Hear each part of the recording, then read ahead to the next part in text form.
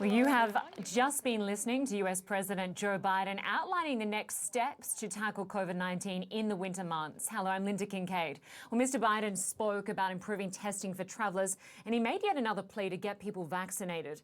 Mr. Biden is just one of many world leaders scrambling to introduce new restrictions as a perfect storm of COVID-19 variants sees a case surge in different parts of the world. The head of Africa's CDC says the continent has seen a 20% increase in new cases in the past month, driven mainly by the new Omicron variant. Now, South Africa in particular, which first identified it, has experienced an increase of more than 150%. Well, meanwhile, parts of Europe are already struggling with the Delta variant. Germany is barring unvaccinated people from entering all but the essential businesses, and it's signaling that vaccines could become mandatory from February. Well, Delta dominates there for now, but the European CDC says Omicron could be responsible for more than half of the new cases in Europe in a few months. Our correspondents are covering this story. Our Pleitgen joins us from Berlin, and our David McKenzie is standing by for us in Johannesburg. Good to have you both with us. Fred, I'll start with you because Germany is again introducing some pretty tough measures for the unvaccinated. Some of these measures have already been in place in some of the hardest hit areas, but they are now being rolled out across the country.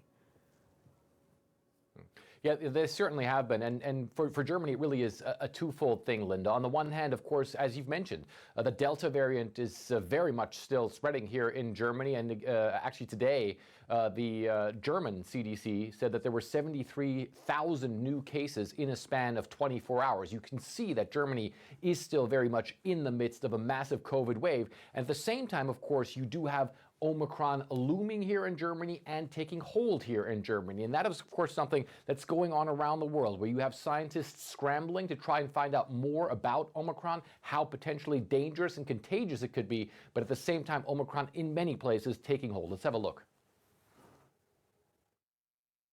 The Omicron variant now makes up 3/4 of positive tests in South Africa's Gauteng province. The country is facing a new wave of coronavirus infections.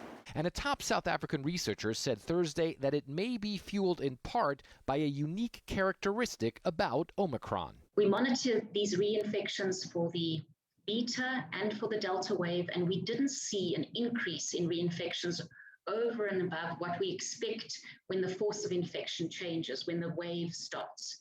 However, we are seeing an increase for Omicron. Previous infection used to protect against Delta, and now with Omicron, it doesn't seem to be the case. All preliminary evidence points to relatively mild symptoms with Omicron. Dr. Anthony Fauci, director of the and scientists are still hopeful that the current vaccines will prevent severe disease. We know from our experience with Delta that even though the vaccine is not directed specifically at Delta, it's directed against the ancestral strain, the Wuhan strain.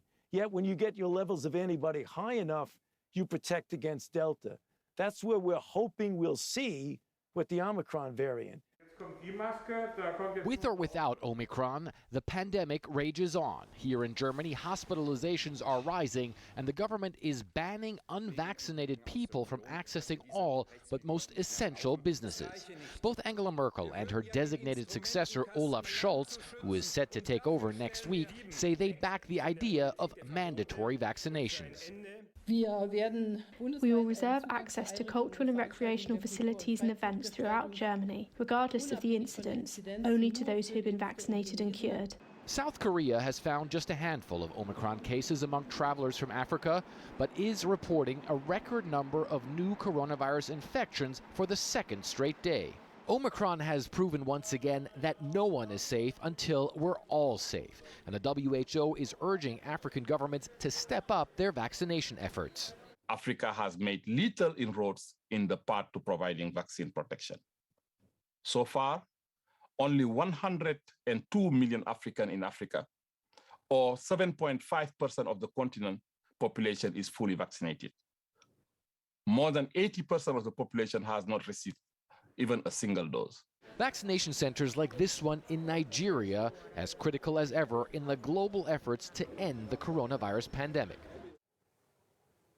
So as you can see there, the struggle is on really around the world, Lynda, to try and come to terms, obviously, in general with the coronavirus, but with the Omicron variant in particular. And here in Germany, certainly there is no exception to that either. The government of Angela Merkel and her designated successor today essentially announcing a lockdown for unvaccinated people, but also saying that they are announcing a massively accelerated vaccination campaign, and they want to administer at least 30 million shots by the end of this year. That is both first-time vaccinations and booster shots as well. So you can really see the government here is really trying to step things up as the pandemic really is hitting this country hard right now. Lynda? Yeah, it really is. 30 million shots by the end of the year. Wow. I want to go to David because this Omicron variant was first detected in South Africa. You're in Johannesburg. It's since been found in about at least 24 countries around the world. What impact is the variant having on the case surges there in the country? Well, certainly Omicron, according to scientists, Lynda, is the dominant variant here in Southern Africa.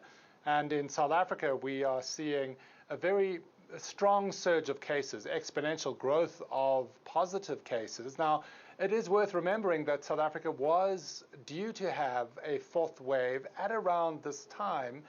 And these issues are complicated and can't be necessarily very easily teased out.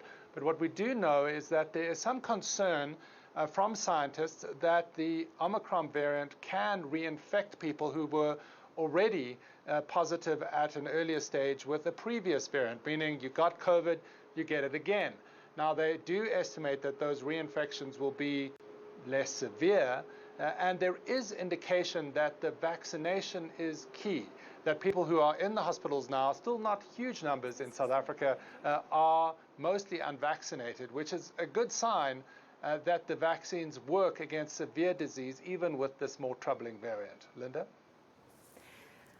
And David, just in terms of people dealing with the surge in cases in South Africa, the foreign minister, of course, complained that because they detected this variant there, that they're being punished instead of being applauded. What effect are these travel bans going to have across that entire region? They'll have a massive effect. This is a key period of travel to this region, particularly for tourists from the UK and Europe. That is completely shut off to a large degree. And you had President Biden there just a short time ago saying they needed to, quote, buy themselves a little more time. Well, many public health experts, certainly those in Africa, say that the variant will be widespread already, despite the fast work by South African scientists. So these restrictions are very punitive without necessarily much worth.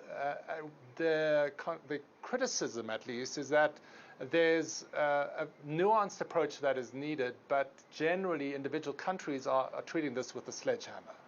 Lynda?